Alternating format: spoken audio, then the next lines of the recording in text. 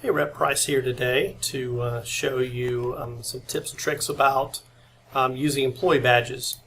So one of the recent features in version 12, if you go to the employee section here, and we'll pop up an employee record.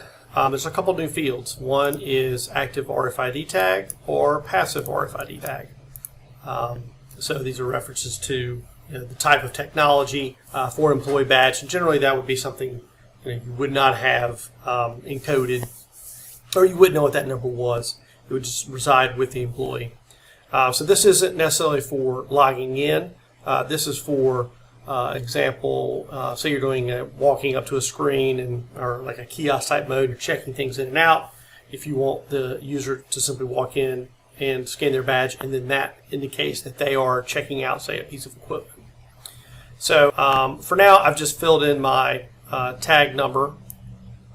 Here is ASDFG. And if I go to our workflow config, I've gone to a checkout multi-gauge event.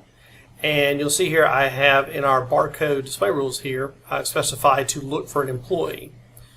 So when I do that, if I go to events, checkout,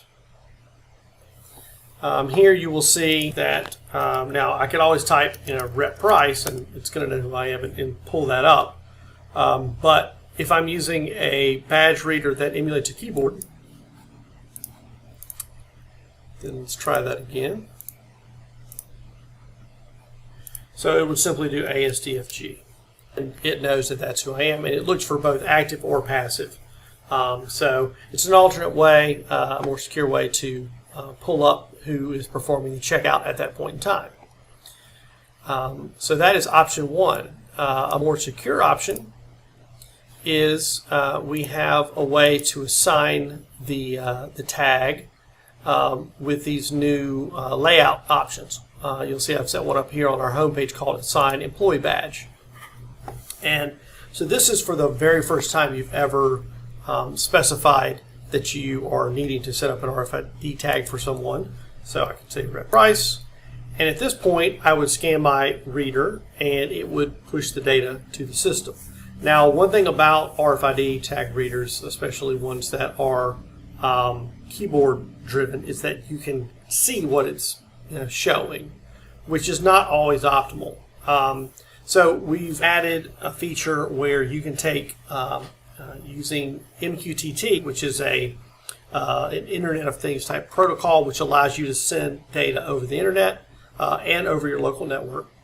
But it all happens behind the scenes. So if you have a reader device, you can hook up to your workstation and use our utility to simply specify a username password for your MQTT server. That can be your own, or IndySoft actually has some available also. And once you do that, then you scan the equipment and it immediately sends it to your application based upon who you're logged in as and your company, and will assign it for you.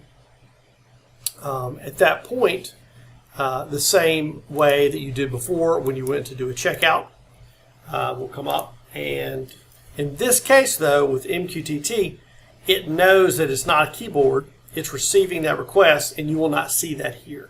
It will simply scan the badge and then add the user here to the checkout session. So it's a little more secure way to do that. I'll show a couple of things. So as far as the way that's set up, that is now under your user location preferences. It is under external devices. And you can see this here. Use MQTT for external devices.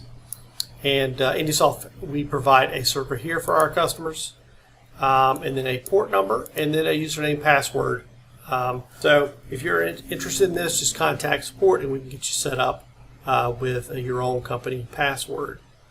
The use SSL here is just for a more secure method, and we also allow to do like WebSockets or secure WebSockets with that. So